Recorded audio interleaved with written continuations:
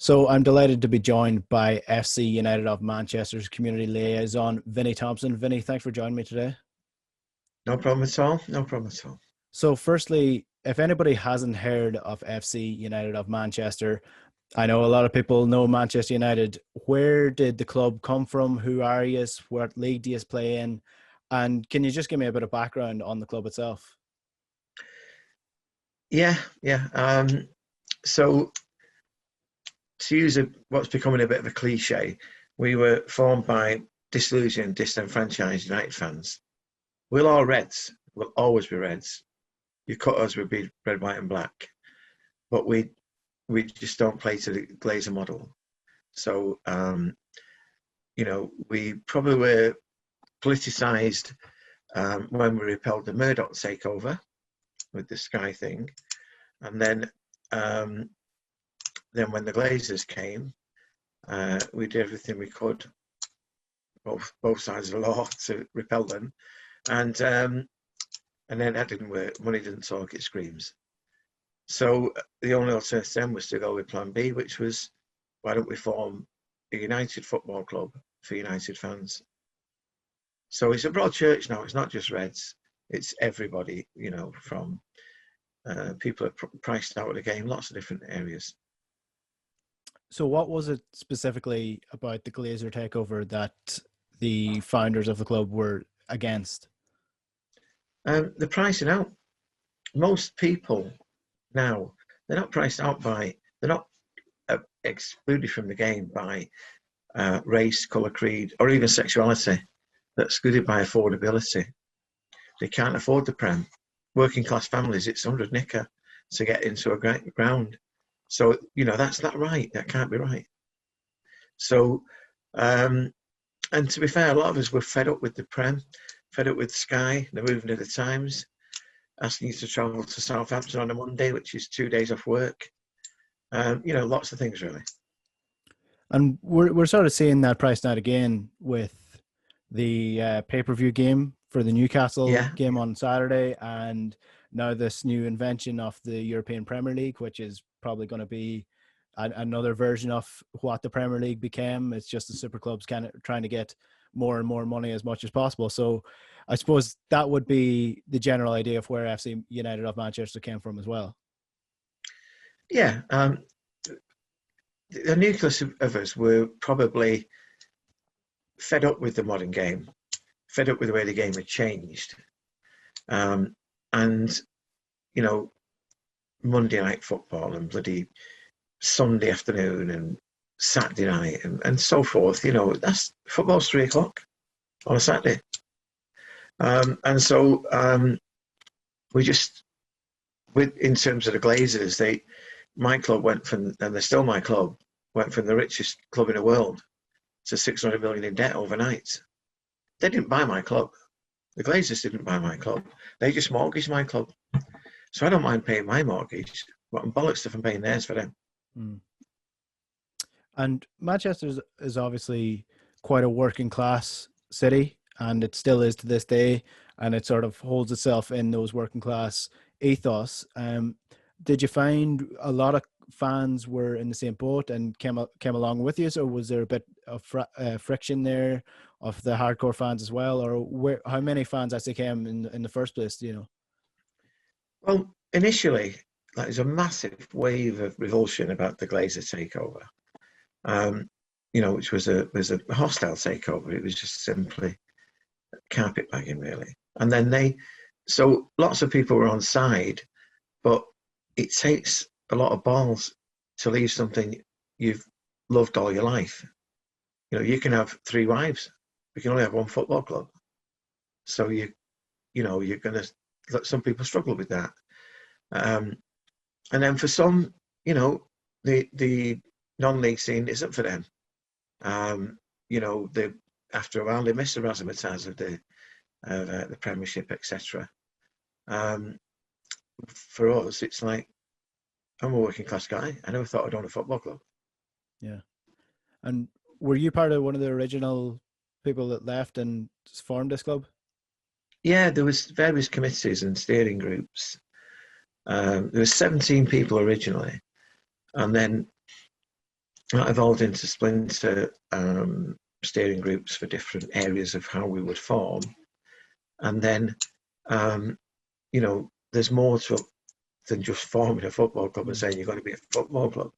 There's logistics, there's legalities, there's there's copyrights on your shirt, there's all sorts of things that we had to get people in who got skill in those areas, not pay them, people who believed in what we were doing, who would do those things for us. So obviously, if you look at FC United of Manchester's gear, the crest is very similar to the original United crest, and the name itself is very similar, and the colors are the same. Was there much pushback from actual Manchester United when you were forming this club? No, not really. No, they didn't think. One famous United player, an older United player, said, in an interview on telly, and said like, "I'll all be old for Christmas. It'll just fizzle out." So probably about 2,000 of our fans send him a Christmas card every Christmas. So behind his doorstep is loads of cards saying, "Guess what? Alan was still here." So what has been the biggest challenge so far in the last 15 years of this club, getting it off from the ground zero to what it is now? Because I do want to touch on what you actually are now, which is actually really impressive, because I had a look at your stadium as well, and it's phenomenal facilities for a club of that size. So what's been the biggest challenge so far? Biggest challenge has been, I think, just being all things to everyone. Some people come on board for one reason, and for another reason, and another reason, another reason. And it was keeping all those people not happy, that's not the right word, but keeping them on board. And then the building of the ground, which nearly killed us, because the building went into administration halfway through the build. Right. So what would have been a 5.1 build, which 5.1 million, which we'd covered for, became a 6.3. Right. And we didn't have that other coverage. We didn't have that cushion. So, and it's fan owned. It's a testament to Vancouver Defiance. So it's we're quite unique in the world of sport ownership, in that we're 100% owned by the fans. So it's quite a pure model, which sometimes makes for problems associated with that, but it's worth fighting for. And have you looked at, say, the likes of Germany, who follow a very similar model to that, for inspiration, or where are you sort of leading the charge from in that, or who does that sort of things? Yeah, initially Wimbledon were great with us, and they give us lots of very good legal advice, and then in terms of the German experience, Germany's the best place in the world to watch football. Germany's great, and they have that 50+1 rule, which is not quietly adhered to by all of them, but still it's a decent model. And then to follow that lead, really, just said it was that Falke in Hamburg, they were disillusioned HSV fans, and they wanted to form their own club. So 200 of them come over when we were building the stadium, and got pissed with us and had a look at what we do and everything else, and just said, yeah, we're going to follow the stream. So they so it's kind of weird. We look to other areas like Germany and elsewhere, and yet we ended up being a role model for them.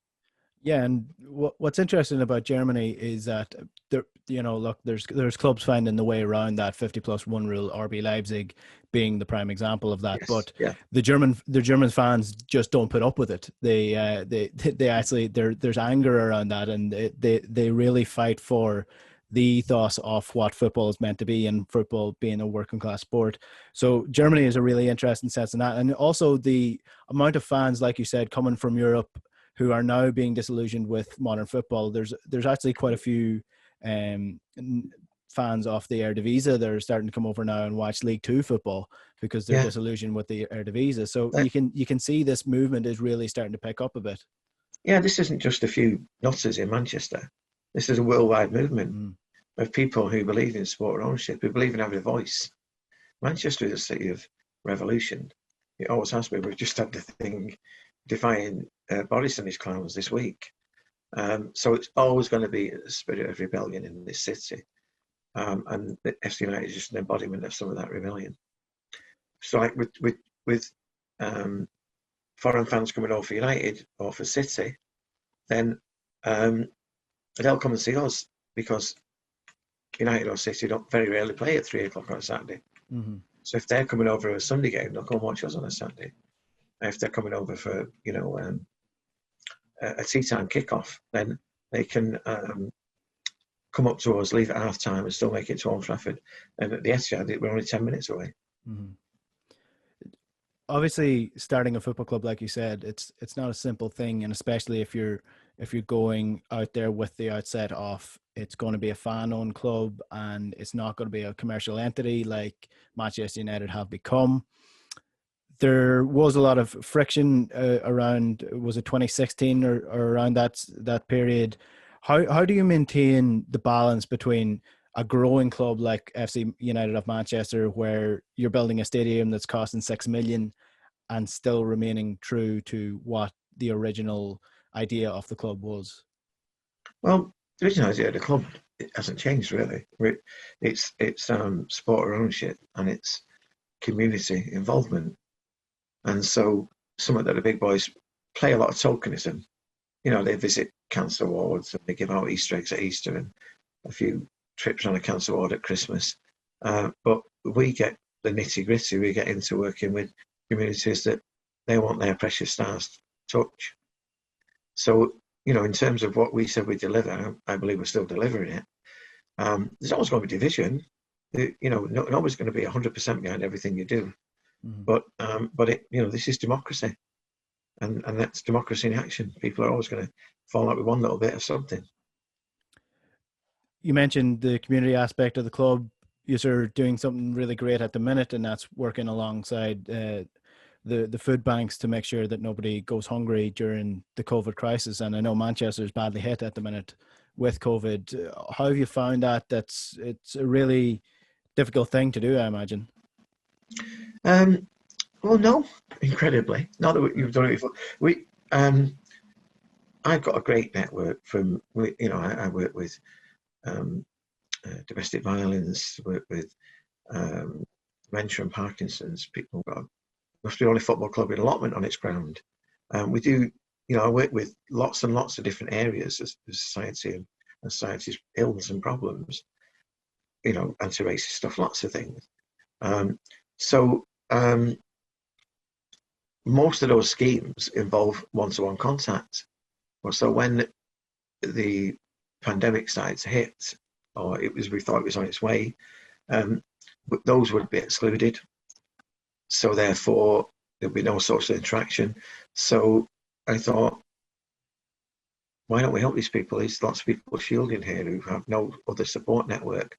Why don't we become their support network? So we did outwards from the ground, but now we're right across the city and further. And then we also support about 4 of the food banks. So when I've got extra, I obtain and purchase perhaps 1,000 kilos of food a week. Right. So there's always, if I've got things in, I have 2 food banks came yesterday to the ground, and one got a load of drinks and the other some other foods. The other guy took like 250 loaves that had just come straight from my bakery. And the stuff we give out is very, very good. It's not yellow marks up last night's on the date stickers, stuff from a supermarket. I've got manufacturers and that's not what you call people who do food, but people who work in the food industry who've supported us very well, and I buy stuff at whatever I can get it at. Food banks are an interesting thing because it's not something we have here in Ireland, or it's definitely not something that is as common in Ireland as it would be in the UK. Have you seen a noticeable increase in people using food banks? Because I know it's a big thing that Marcus Rashford is getting into now as well. Well, I got the same award that Marcus got, right, from the Sheriff of Manchester, for work within communities during the pandemic, which for our little club's a great thing, you know. But like it's, you know, food banks now are kind of a way of life for some people, and it will be for the foreseeable. Our initial audience was shielded adults, people with no support system. Like, I'll give you an example. An old lady, 82, her support system would be her son, who was probably 60 or something. And he starts showing signs of COVID, so he can't do a shopping for her, he can't go and visit her. So she's at it. She's by herself. Yeah. So I got a referral for her, and then we took her on and fed her and looked after her. And then, you know, there's fans supporting food banks. Now it's another new movement that we're part of. So Everton have got quite a big one, and Liverpool have one. And so most people who are accessing food banks have not had to do that before. They don't know the scripts. They've never had to be in that position, you know, before. You know, and the second wave of the pandemic is the financial pandemic, where, you know, people thought they had jobs and been in those jobs years, but then with the virus now, those jobs aren't there. They're not just in hospitality, but people who do office cleaning. No one goes to offices anymore. They all work from home. All sorts of different things. Yeah, well, it's definitely a very worthy cause, because it's something that it hasn't. Thankfully, food banks aren't as common in Ireland, but it's something that hasn't really become. It's something that's not really been thought about, or there's not as much action in Ireland in the sense of helping people who need it the most. So it's definitely a worthy cause that you're part of. Outside of the community aspect of the club, there's obviously the on-pitch stuff as well. Currently playing in the 7th tier of English football, if I'm right in saying. So what's the ultimate ambition for FC United of Manchester? It's different for lots of different people. Some would like to go back as far up as the Prem. I would, for the statement it makes, not for the experience, but that'll never happen in my lifetime, because we'd never have that kind of money. And some would go below the leagues right now, because you know, they just had such a great time, you know, free from the restrictions and conventions of the Premiership, etc. You know, drinking on the terrace, and you know, all these new grounds you'd have been to before, these little towns. You know, great, fantastic. But for me, I'd like to go as far as we can. So obviously the thing that the Premier League has is that it's able to sell the biggest teams coming up against each other. But from following the League of Ireland, I'm not sure if you've seen much League of Ireland. It's very much local teams with local players, and it really needs developed. And the quality of football wouldn't be great, but the experience is brilliant going to these games, and it's real old style football. And I've been to a couple of League 2 games, League 1 games as well. It's very similar. It's very much I'm not young enough to remember football pre-Premier League, but it's very much what I believe the football was like. The experience of the football match is very much like that at the lower division. So is that something you've really enjoyed? Yeah, this is real football. So, you know, for us, you know, it's all a bit life on Mars. Like, you shut your eyes and you're back on that terrace in the Stretford end and stood with your mates as you would have been years ago. And football isn't a sitting down thing. That's the FA and the rest of them what did that. You know, having to pay through the nose, they've equated what was a working class lad's rite of passage to get his pocket money and go and buy a ticket. You know, don't buy a ticket, just go straight in the ground. You know, and it was affordable and everything else. To a night at the theatre. You know, if someone was, let's say, Coldplay were playing at the arena, then that might be 45 quid. But that would be once every 2 years they tour. They're asking you to pay that every week. So or every second week when you're at home. So it's old style football, and it's lovely. And as a United fan myself growing up, getting over to Manchester has become increasingly difficult because the prices for everything has gone up.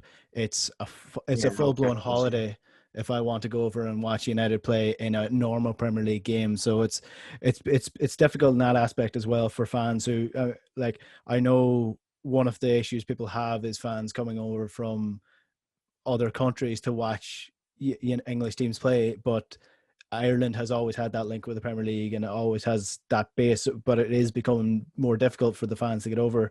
So that's why I would always encourage people to go watch League of Ireland football as well and appreciate what we have on this island.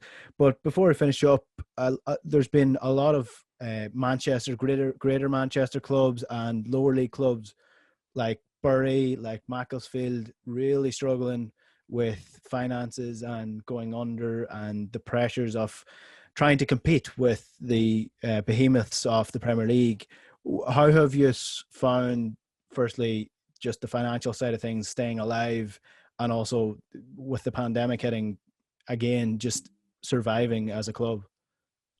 Well, it's really hard because at the moment we can get 600 in, but the average crowd is maybe 1,700 over a season. That's including big crowds, the 4 foot, 5,000 pounds, etc. And so that's nowhere near enough because we sell, twice as many season tickets as that.